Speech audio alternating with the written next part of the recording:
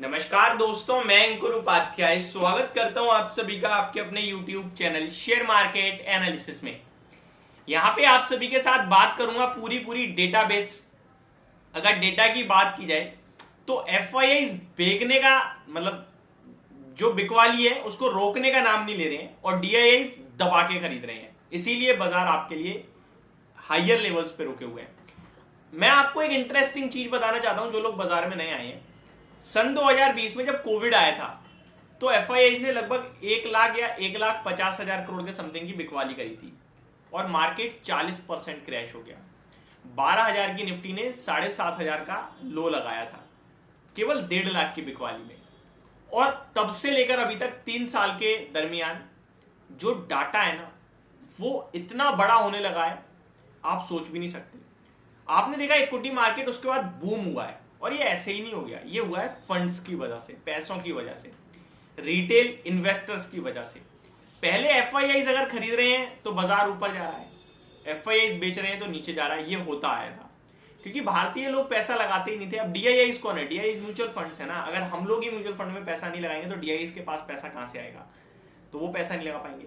लेकिन उसके बाद से अगर आप देखो तो इतनी हैवी स्टॉक मार्केट को लेकर लोगों के बीच में जागरूकता जागी और लोगों ने पैसा लगाना शुरू किया कि एफआईआई से हमें अब फर्क ही नहीं पड़ता, हमें बिल्कुल कोई मतलब ही नहीं। आप ये मान लो, अगर मैं एफआईआई की बात करूं तो पहले मैं आपको साल का बताता हूं।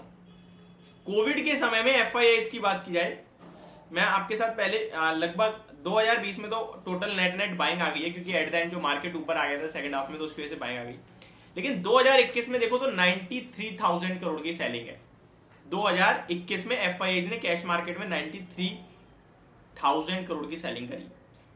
बात करें अगर एफआईआई के 2022 की तो 2,78,000 करोड़ की सेलिंग करी, 2,78,000 करोड़ की।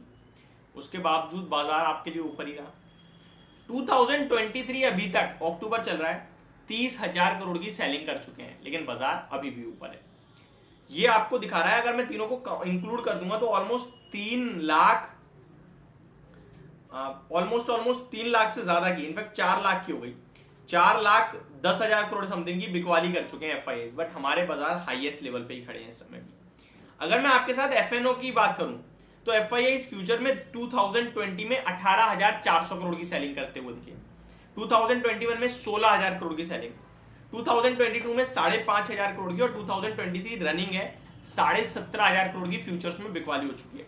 तो चाहे कैश मार्केट हो या फ्यूचर्स, दोनों जगह बिकवाली कर रहे हैं, लेकिन फिर भी बाजार ऊपर क्यों आ रहा है? अब आते हैं डीआईआई पे।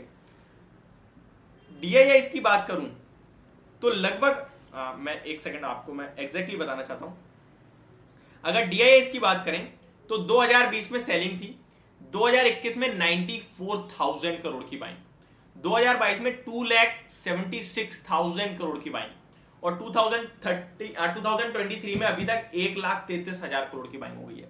अगर आप इसको प्लस करते हैं तो ये 4 लाख करोड़ से भी ज्यादा का हो जाता है डाटा। तो एफआईआई डीआईआई का डाटा देखोगे आप अगर, तो वो तो आपको दिखेगा कि दोनों का बराबर है। फ्यूचर्स में एफआईआई ने ज्यादा बेचा है, लेकिन उसके बावजूद हम लोग ऊपर है क्योंकि हम लोग पैसा लगा रहे हैं, रिटेल पैसा लगा रहा है। एफआईआई डीआईआई दबा के टक्कर चल रही है और रिटेल कैटेगरी का जो पैसा आ रहा है वो मार्केट को बूस्ट करने का काम कर रहा है। अब ऐसे में हमें क्या करना है, क्या नहीं करना है, क्या मार्केट में तेजी कंप्लीट हो गई है, ये सारी चीजें भी इंपॉर्टेंट है। तो मैं आपको कुछ मंथली बेसिस का डाटा बताना चाहता हूं। डीआईआई ने अगस्त में 25,000 करोड़ की बाइंग करी, सितंबर में 20,000 करोड़ की बाइंग करी और अभी तक लगभग 4,000, यानी कि ऑलमोस्ट 25, 20, 45 और 4.5, 49 करोड़ की बाइंग आ चुकी है डीआईआई की तरफ से। लेकिन एफआईआई की बात करें तो अगस्त में 20,600 करोड़ की सेलिंग, सितंबर में 27,000 करोड़ की सेलिंग यानी 47,000 हो गई है और अक्टूबर में अभी तक 8,500 करोड़ यानी 47 और 8 आप मान सकते हैं 54, 55,500 54,000 करोड़ की सेलिंग ये आपका एफआईआई कर चुके हैं। यानी कि नेट देखा जाए तो एफआईआई बिकवाली करते हुए दिखे, सेलिंग प्रेशर ज्यादा है।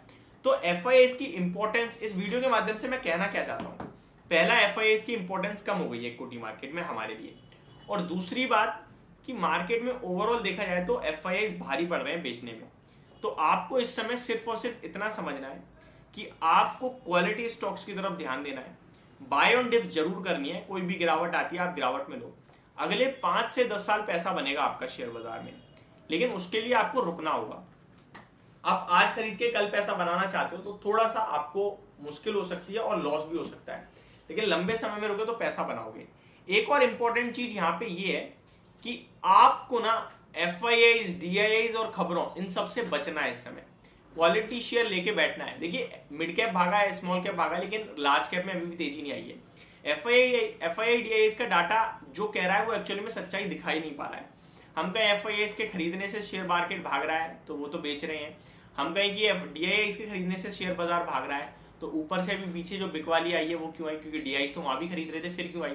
तो ये डेटा तो हमें साफ चीजें नहीं बता रहा है, बट हमें इतना जरूर है कि भारत की इकोनॉमी ग्रो कर रही है। कल आपने RBI पॉलिसी देखी, वहां भी GDP और इन्फ्लेशन में देखा जाए तो हम पॉजिटिव ही बैठे हुए हैं। तो ये सारी चीजें पॉजिटिव है, तो लॉन्ग टर्म का व्यू रख के अगर आप खरीदारी करते हो तो डेफिनेटली शेयर बाजार में पैसा बन रहा है लोगों का, और आपका भी बनेगा।